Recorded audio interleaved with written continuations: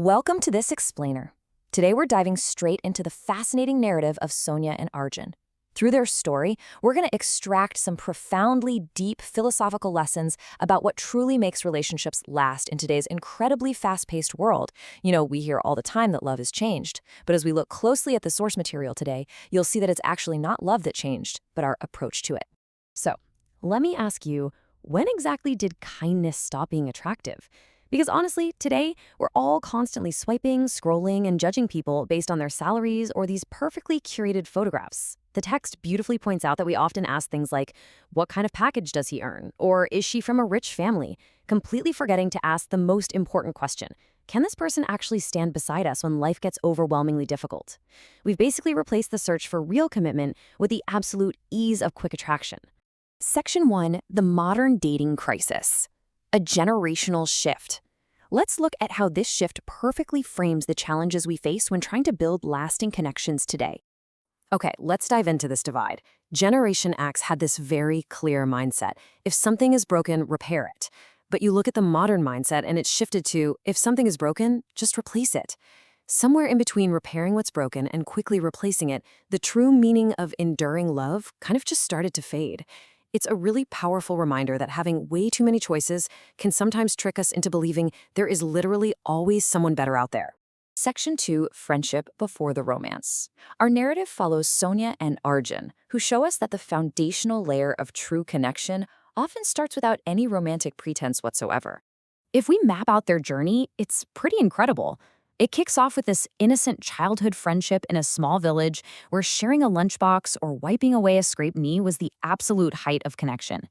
Then it transitions to facing the immense pressures of city life, navigating a life-altering hospital incident, and finally, sitting together 25 years later. What's crucial here is that their foundation wasn't built on these grand declarations of love. It was built on simply being there for each other, day after day, year after year. Now, notice the stark difference here. Sonia realized this when she went off to college in the city and saw everyone around her treating relationships almost like transactions. While attraction focuses purely on appearance and extraction, asking, what can I get from you? True love is entirely different. True love actually notices your silence and asks, what can I do for you? It's a fundamental shift from consumption directly to service. Section 3, the mirror of society. External pressures. Because what happens when external societal pressures start to reflect on and actually distort those pure core values? This right here is the clash of two completely different value systems. The city metrics of success demand the high salaries, the luxury cars, the perfect social media photos. But the village metrics, Arjun's metrics, they're all about sleeping peacefully, ensuring parents are never abandoned, and just simple kindness. When Arjun actually turned down a highly lucrative city job to stay back and care for his sick parents, Sonia, who is heavily influenced by her colleagues' obsession with foreign trips and luxury apartments, began to mistakenly measure Arjun with society's ruler. She confused his dedication to his family with a lack of ambition. So the absolute crucial takeaway here comes from Sonia's grandmother, who wisely noted, never compare your real life with someone else's edited life.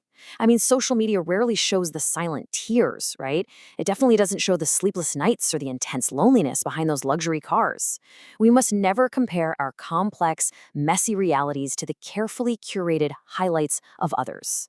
It's a dangerous trap, and it nearly destroyed Sonia and Arjun's connection. Before we explore how our couple handles a major life crisis, I really want you to ask yourself this deeply introspective question. Real love doesn't ask what you own. It asks who you are when nobody is watching. Seriously, who are you when the audience is gone? Section 4. Surviving the Storm. The Greatest Test. Let's move on to the greatest killers of relationships: ego, silence, and the incredibly dangerous misconception of what sacrifice actually means. When Arjun's father suffered a sudden heart attack, Arjun was totally crushed under the weight of financial burden and family responsibility. And what did he do? He tried to silently let Sonia go. He genuinely wanted to protect her from his struggles, but he completely confused a lack of communication with an act of love. He thought love meant saying, be happy even if it costs me my own happiness, which sounds noble, but he did it by shutting her out completely. It actually took a profound conversation with Sonia's father for Arjun to see his mistake. Sonia's father told him, look, a partner is measured by the size of their character, not their salary. And more importantly, true love requires giving your partner the actual choice to stand beside you. Love is a partnership. It is not a unilateral sacrifice made without conversation. You just can't make major decisions for your partner out of some misguided sense of protection. So, reconciling in the pouring rain, they didn't rely on grand, sweeping movie dialogues. Instead, they established these 5 highly actionable promises to anchor their relationship moving forward. Communicate before assuming. Respect each other's dreams. Respect both our families. Grow together. And my personal favorite, promise number 5, never, ever fight through text messages. These aren't fairy tale vows, guys. These are practical, everyday tools for enduring trust. Finally, Section 5, the architecture of forever. Daily mechanics. Let's look at how these promises hold up over a lifetime, as the narrative jumps 25 years into the future. When their grandson asks them what true love is, their answer isn't about fireworks. What's really interesting here is how it breaks down. Enduring love isn't about grand romantic gestures, which, let's be real, make up maybe 5% of a relationship.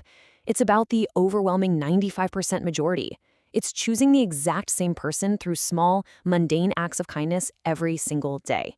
It's making tea when the other person is tired. It's asking, how was your day? And, actually listening to the answer. This perfectly distills their entire journey. Love is not finding the perfect person. It is about refusing to stop loving an imperfect one. It's not a fleeting feeling that comes and goes depending on the weather. It is the active, everyday decision to choose communication over silence, kindness over ego, and forgiveness over pride. It's a house built brick by brick. So, as we wrap up this explainer today, before you go out asking if someone is worthy of your love, I want to leave you with this final provocative thought to ensure you are continually building your own character first. Just ask yourself, am I worthy of theirs? The absolute most beautiful relationships aren't about finding the perfect partner. They're about becoming someone whose heart truly feels like home. Thanks so much for joining me on this deep dive, and I hope this completely changes how you view the architecture of forever.